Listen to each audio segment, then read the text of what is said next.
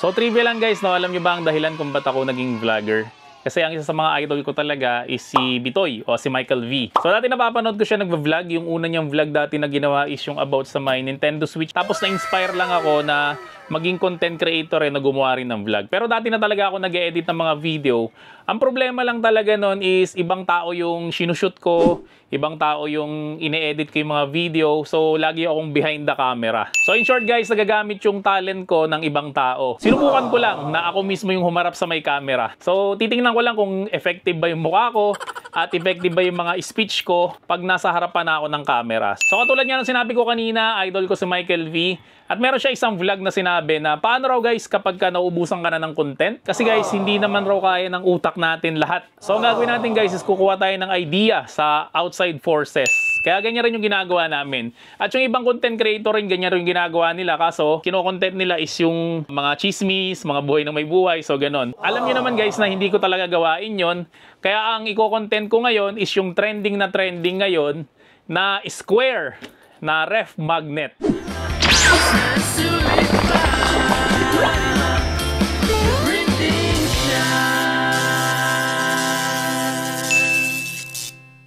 So guys, meron na talaga kaming ino-offer na ref magnet business package pero dahil 2025 na ngayon, ay i-upgrade rin natin yung ating ino-offer.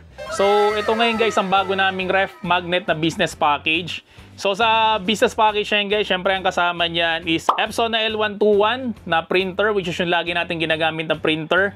Pangalawa guys, syempre pigment ink, kasi ang pigment ink guys, yan yung ink na hindi kumukupas. Kaya guys, yung ref magnet na gagawin natin is talagang pangmatagalan. Then sumunod guys, is syempre merong laminator, sliding cutter, syempre pangkat yun ng ating ref magnet, RC satin na photo paper, tapos glossy na mga photo top, tapos syempre kasama na rin yan yung A4 na ref magnet, at syempre yung bago na dagdag sa ating package is yung pinaka machine na ginagamit natin para makagawa ka guys ng square na ref magnet.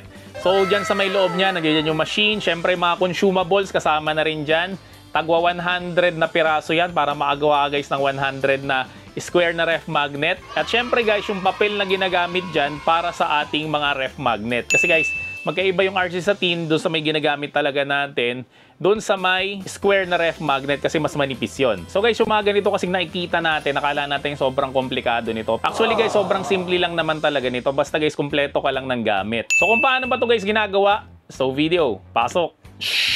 Lahat madali kapag ka sa the printing siya ka nag-avail. So ito guys yung pinaka-layout natin kapag gagawa ka ng ref magnet. Pati yung curve nito guys, saktong-sakto na yan. Kung paano tayo guys gumagawa ng design, syempre, ang gagawin lang natin, magdadrag lang tayo dito. Sobrang simple lang nito. Halimbawa, itong logo ng The Printing Shop, syempre, dadrag lang natin yan dyan. Ayan, so lagyan ko lang guys ng isang bakante kasi may bago kong ituturo sa inyo. Kasi di ba pa nagdadrag tayo, halimbawa, itong PS na to, idadrag natin dito. Ayan, so saktong-sakto siya kasi nakagitna siya. Paano naman guys, halimbawa, ganito yung gusto nating design. Halimbawa, itong picture ko, so idadrag ko siya dito. Yan, makikita nyo na putol yung ulo ko kasi yung gitna guys yung kinuha niya. So hindi natin pwedeng galaw-galawin yan kasi sasama lang yung pinaka-layout natin. Gagawin natin dyan ay ito, idadrag natin siya dito. Yan, dyan sa may labas. Tapos ipoposition lang natin. Tapos right click lang natin guys. Tapos send to back lang natin para lumitaw guys yung ating cut mark. Yan, so halimbawa ganyan yung gusto kong position. Diba kanina i-position natin ganyan. Naputol yung ulo ko tapos ito yung cut mark. So halimbawa gusto natin ganyan lang siya. So ang gagawin natin dyan guys, ganito lang. I-highlight mo lang yung cut marks at syempre yung picture. So isi-select mo lang siyang pareho. Tapos punta ka lang ng panels, tapos modify, tapos click mo lang tong intersect. Yan, makikita mo na okay na siya. Di ba sakto na siya? Tapos ang next natin na gagawin guys, syempre, i-print na natin to. So click lang natin tong print, tapos print natin ulit, tapos preferences, syempre A4. Ang gagamitin natin is Epson na premium glossy tapos high. Yan lagi guys yung ginagamit ko na settings. Pero ang piprintan talaga natin dito is matte yung ating photo paper. So click ko lang tong okay. Then click ko lang to guys tong print. So sa mga nagtatanong guys no kung ano bang klaseng printer ang ginagamit ko sa pag-print ng mga sticker dito sa The Printing Shop. Ang ginagamit ko guys ay itong Epson na L121 printer tapos meron siyang pigment ink. Kaya guys pigment ink ang ginagamit natin kasi ito guys yung ink na hindi siya kumukupas. Hindi kamukha guys nung original original na ink na nasa loob ng box ng Epson, kumukupas yun. So nakakaya naman guys sa mga customer no, na nag-offer ka ng printing tapos ilang linggo lang or ilang buwan lang yung lumipas, kumupas na yung print mo. So kung saan nakakabili ito guys, no, hanapin mo lang kami sa FB, The Printing Shop, at sabihin mo lang guys na bibili ka ng printer with pigment ink. So guys, sa mga nagtatanong ano bang papel yung ginamit ko sa aking pagprint sa may printer natin, ito, bagong papel rin itong ginagamit natin ito. Ito yung inkjet na paper na matte. Pero yung ginamit ko na settings dito is glossy pa rin. Pwede nyo rin naman guys i-try yung matte na printing. Tingnan nyo kung ano yung mas maganda sa inyo. Pero sa akin talaga guys, mas maganda para sa akin is yung premium glossy yung sineselect ko tapos naka-high. So ito guys, kasama na to doon sa may ref magnet na business package natin. So ang itsura niya guys, para siyang bond paper na mas makapal. Yung texture niya sa may harapan mas maputi kaysa doon sa may likuran. Tapos, pag sa personal guys, mafe-feel nyo yan, yung printable natin is yung makinis. Yung likod niya kasi guys is magaspang. So, ang magagawa natin na square na ref magnet kapag ganito karami is 1,200 pieces. Kasi guys, sa isang sheet nito is 12 yung pwede nating ma-print na mga pictures. So, ito na guys yung na-print natin ng ating inkjet paper.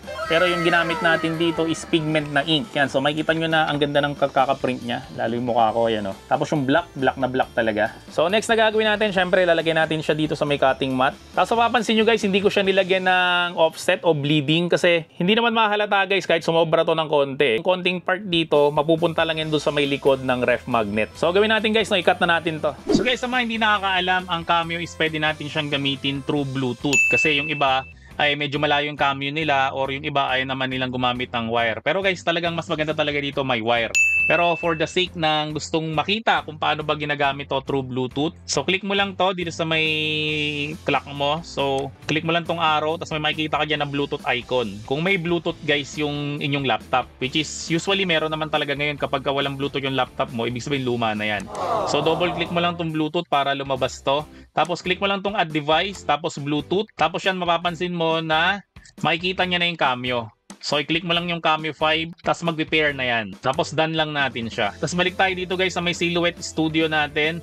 So i-click mo lang to, itong nasa baba na to. Yan, so click mo siya. Tapos makikita mo dito na nakalagay na guys yung Cameo 5 na merong logo ng Bluetooth. Yan, so click lang natin siya. Connecting. So yan lang guys ang problema kapag true Bluetooth yung ginagamit natin. Minsan mas mabagal siya sa wired. Siyempre iba pa rin talaga guys yung wired eh. Kaya mas recommended ko talaga na gawin nating wired kaysa wireless yung ating paggamit nitong Cameo.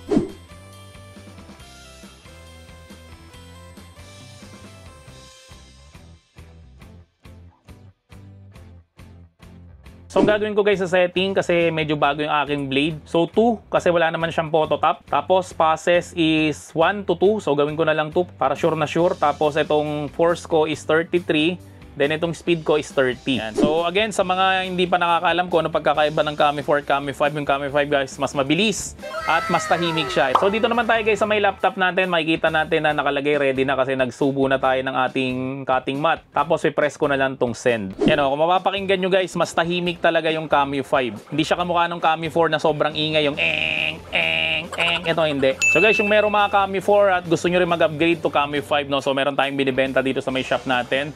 So hanapin mo lang kami sa FB, The Printing Shop, at sabihin mo lang guys na napanood mo tong video na to para bigyan ka guys ng discount dito sa ating Cameo 5. At hindi lang yun guys, no, marami tong freebie. Pag bumili ka sa amin guys ng Cameo 5, syempre una dyan freebie, syempre yung dust cover ng Cameo 5, yung weeding tool ng Cameo 5, syempre mga templates na rin. Bibigay ko na rin sa'yo yon para sa may Cameo 5. Para maiwasan natin tong masira kaagad, anayin, langgamin, ipisin, o dagain. So meron tayo guys ino-offer dito na dust cover. So makikita nyo dito na talagang kami lang nagpapagawa niyan, no? Exclusively distributed by The Printing Shop. Nakasyang-kasya talaga siya dito guys sa may Cameo 5. Kasi may mga nagre-reklamo, iniipis raw, dinadaga, nilalanggam yung kanilang mga Cameo, yung kanilang mga printer, pero ang totoo niyan talaga, doon ka kasi kumakain. So para maiwasan mo yun guys lalo, wag ka guys kakain doon sa may workstation mo kasi pag may mga nahuhulog na kanin, may nahuhulog na tinapa, yun guys yung pinupuntahan ng langgam. Syempre mga langgam, susuot yan sa mga madidilim na lugar na kamukha nito. So para maiwasan yun guys, wag kayong kakain doon sa may tabi ng inyong printer o sa tabi ng inyong Cameo. Lalong-lalo na guys yung laptop, di ba makikita nyo, minsan yung laptop doon sa may screen, meron siyang mga langgam. So para maiwasan yun guys, wag kang kakain sa tabi ng laptop mo. So ito na guys yung nagawa natin. So alisin ko lang siya dito sa may cutting mat. Yan, makikita nyo guys na almost perfect yung pagkakakat natin using our Cameo 5. Ito guys, nakalimutan ko pala ito lagyan ng cut marks kaya hindi siya nag-cut. Pero okay lang yan. So dito guys sa may bandang ilalim, Yan, may mga puti siya na konti. So wala naman magiging problema yan kasi pupunta naman yan dun sa may likod ng ref magnet. Pero tingnan nyo yung iba, oh. Sobrang perfect na mga cut nila. Mas accurate guys yung sensor ng Cameo 5 kaysa sa may Cameo 4. So guys, ang isa sa mga freebies natin itong weeding tool na to. So ipakita ko guys yung nasa loob niya. So meron tayong pantusok, syempre may gunting, squeegee pang hagod. Then may chane, tas ito yung spatula, tas ito yung pinaka-weeding tool, tawag ko dito yung pinaka-hook. So akala nung iba guys, arte lang to. Pero guys, nakakadagdag talaga to sa ganda ng gawa natin. Kasi tingnan nyo to, halimbawa, itong sa cutting mat natin, inalis natin to. Diba gaganyanin natin yan? Yan. So mapapansin nyo guys na may tupi siya sa may gilid. Kahit ano gawin mo yan, di mo na mababalik yan. Kahit planchain mo yan, may tupi na rin yan. So pangit na to. So kinagandaan yan guys, no, sa may weeding tool, meron siyang spatula. Pwede mo siya guys gamitin para hindi matupi guys yung iyong mga ginawang papel o mga sticker. Ito guys yung ginamitan natin ng spatula. Ito naman guys yung hindi natin ginamitan. Tingnan nyo may tupi dito. Di ba ang pangit? Minsan masayalan yung customer natin. Sabihin nila bakit naman ganun? Bakit naman ganyan? No? So para guys, iwas tayo sa mga reject. Mas maganda guys gumamit tayo nitong spatula kapag ka nagda-die cut tayo using our Cameo. Guys, introduce ko lang sa inyo yung bago nating product. Ito yung badge making machine. So, i-unbox muna natin siya. Sabi, pag may mga bago talaga tayong in-offer, ako yung unang nagiging excited. So, sa loob ng box siya guys, meron pa isang box, pero mamaya na natin siya i-open. Siyempre, manual, na usually hindi naman talaga natin ito binabasa. Pero mas maganda, basahin yan. So, ito guys, meron tong dalawang klase ng laman. Yung isa yung papel. Panukat lang talaga to eh. Pero kapag ka sa amin ka guys taga-build, syempre di na kita pahihirapan. So, ibibigay ko na sa iyo guys yung ginagamit namin na template para hindi ka na mahirapan sa pagsusukat nito. Then, yung isa pa niyang kasama is yung pinaka-plastic. Tapos, ito yung pinaka-metal. Kasi ito naman guys yung mga hard plastic parts niya. Then syempre ito na yung pinaka-magnet. Ito naman guys i-unbox natin. Ito pang isa. So nandito guys yung pinaka-machine natin. Sorry to tell you guys, ito lang ang available na color natin. Color green. So babae ka man o lalaki. Ito talaga guys ang ating pinaka-default na color. Color green. Yan. So meron siyang lock dito. Alisin muna natin yung lock. Tapos sa swivel to. So guys, kung wala kang Cameo, so pwede kang gumamit ng gunting. Tapos ito yung isa sa mga pinrint natin. So again guys, pag sa amin ka nag-avail, hindi na kita pahihirapan kasi bibigay ko na sa yung pinaka-layout nito. Ang mahirap kasi dito guys, ito yung pinaka-curve na to. So gupitin ko lang siya para pakita ko lang rin sa inyo, no, kahit wala kang Cameo, pwede kang gumawa nito. Kasi yung Cameo guys, medyo mahal yan. So kung wala ka pa masyadong budget, pwede naman next time na lang yan. Pero guys, ang ginagandahan kasi ng Cameo, marami ka talagang magagawa dito. Na mga cut, iba-ibang shape. At hindi ka na guys mahihirapan. Kasi usually kapag gupit ka ng gupit, masakit dito. Yan, nagkaka-calune dito mo. So gupitin ko lang guys yung mga curve. Ito yung like kong sinasabi na example na kahit gaano kagaling yung kamay mo, imposible kang mapantay-pantay mo tong mga curve na to. Yung gilid naman na to is pasobra lang naman talaga to. Makikita nyo mamaya kung ba't ko sinabi yun. Kaya hindi niyan guys maapektuhan yung ating gawa. So ito guys yung kasama dun sa may sukatan natin, di ba? Meron dito yan. So tingnan natin kung saktong-sakto yung sukat natin. Yan. So makikita nyo naman na halos parehong-pareho siya. Yung dito guys, yung sinasabi ko sa inyo ay dahil nga guys sa kamay ng tao yan, kaya nagkaganyan. Ngayon guys, gagamitin na natin tong ating puncher para makagawa na tayo guys ng square button na magnet. So ang gagawin natin guys, unahin natin to, itong metal. Yan. So may makikita ka dito, dalawang parte to. Yung isa meron siyang metal rin, tas ito meron siyang uka. So dito natin siya guys ilalagay. Yan. Then, lalagay natin yung picture. Yan, makikita nyo, sukat na sukat siya. Then, ilalagay na natin to. Itong ating transparent na film. Swivel natin to, papunta dun sa may kabila. Yan, makikita nyo na parang hindi siya pantay. So, normal yan. Tapos, saka nyo siya ipapunch. Tapos, ang gagawin natin guys, ito naman yung hard plastic natin. So, itong may umbok, yan guys yung nasa ilalim. So, ganun lang natin siya. Then, swivel natin siya ulit pag ganito. Mapapansin nyo na nawala na yung kaninang pinunch natin. So, try naman natin itong ipunch ngayon. So ito na guys yung nagawa natin. Then ang next natin na gagawin ay kukuha na tayo ng magnet. So mayroon na siyang pandikit sa may likod. So optional yan guys. Pwede nyo siyang idikit na bago nyo siya i-punch or i-punch nyo muna bago siya idikit. Tapos mapapansin nyo guys sa may likod mayroon siyang dalawang butas kasi pwede nyo rin siya lagyan ng perdible para maging button pin. Pero yung ginawa nga natin is ref magnet. Kaya lalagyan lang natin siya guys ng magnet sa may likod. So ito na guys yung nagawa natin.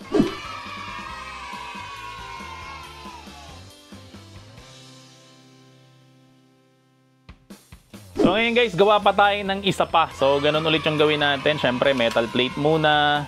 Tapos itong picture. Then itong plastic. Then swivel natin ulit. Tapos ipapunch natin siya ulit.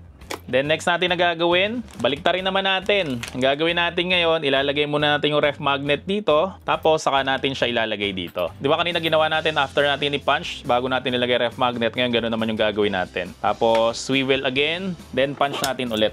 So guys, mas maayos pala yung ganun ginawa natin, no? Inilagay muna natin yung ref magnet bago natin siya pinunch kaysa yung wala siyang ref magnet kasi mas lubulubog kasi dito eh. Kaya yung una natin ginawa, yan makikita nyo na medyo palyado siya.